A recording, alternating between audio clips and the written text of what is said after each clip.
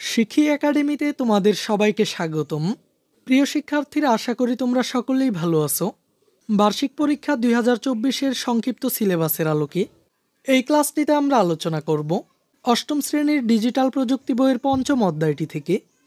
এই অধ্যায়টির শিরোনাম হলো চলো নেটওয়ার্কে সংযুক্ত হই। আর শিক্ষার্থীরা, আমি তোমাদেরকে এই ক্লাসটির মাধ্যমে এই অধ্যায়টি থেকে সেশন 1-এর কাজগুলোর সমাধান দেখিয়ে দিব। এই সেশনটির বিষয়বস্তু হলো নেটওয়ার্কের প্রয়োজনীয়তা। আমরা আমাদের চারপাশে নানা ধরনের নেটওয়ার্ক দেখি। আমরা প্রতিদিন নানা ধরনের নেটওয়ার্কে নানা ধরনের কাজ করি, কিন্তু আমরা কি জানি নেটওয়ার্কের প্রয়োজনীয়তা কি? চলো এই গল্পটা পড়ে সেটা জেনে নেই। তো শিক্ষার্থীরা, নিচের এই গল্পটি তোমরা নিজেরা পড়ে নিবে। এখান থেকে তোমরা নেটওয়ার্কের প্রয়োজনীয়তা সম্পর্কে জানতে পারবে। আমি শুধুমাত্র এই গল্পটি থেকে যে কাজগুলো দেওয়া হয়েছে এই কাজগুলোর সমাধান দেখিয়ে দেওয়ার চেষ্টা করব। এবার এসো রিফাতের গল্পটি থেকে।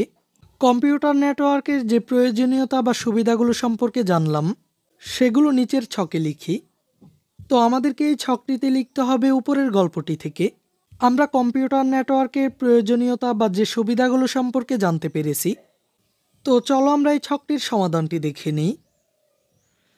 রিফাতের গল্পটি থেকে কম্পিউটার নেটওয়ার্কের যে প্রয়োজনীয়তা বা সুবিধাগুলো সম্পর্কে জানতে পেরেছি। প্রথমটি হলো নেটওয়ার্কে রাখা সফটওয়্যারটি নেটওয়ার্কের সবাই ব্যবহার করতে পারে। নেটওয়ার্কের এক কম্পিউটারের তথ্য অন্য কম্পিউটারে নেওয়া যায়। নেটওয়ার্কের প্রিন্টারটি নেটওয়ার্কভুক্ত সবাই ব্যবহার করতে পারে।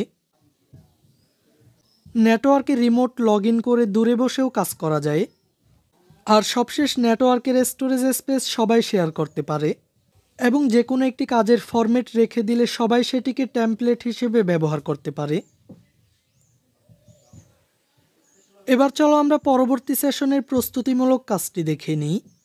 এখানে বলা হয়েছে আমাদের চারপাশে কি কি ডিজিটাল নেটওয়ার্ক রয়েছে তা খুঁজে বের করে নিচের ছকে লিখে আনি। তো এখানে আমাদের কাজটি হচ্ছে আমাদের চারপাশে যেসব ডিজিটাল নেটওয়ার্ক রয়েছে তার একটি তালিকা তৈরি করা। তো চলো আমরা ডিজিটাল নেটওয়ার্কের একটি তালিকা দেখে নিই। আমাদের চারপাশে যেসব ডিজিটাল নেটওয়ার্ক রয়েছে তার একটি নমুনা তালিকা নিচে দেওয়া হলো।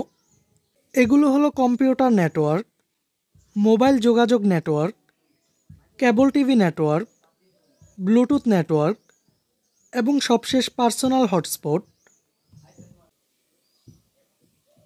এই ক্লাসে এই পর্যন্তই। পরবর্তী ক্লাসে আমরা সেশন 2-এর কাজগুলোর সমাধান দেখব। শিক্ষার্থীরা, এই ক্লাসটি তোমাদের কাছে কেমন লেগেছে তা আমাকে কমেন্ট করে জানিয়ে দাও। আর পরবর্তী সকল ক্লাসগুলো নিয়মিত পাওয়ার জন্য চ্যানেলটিকে এখনই সাবস্ক্রাইব করে রাখো।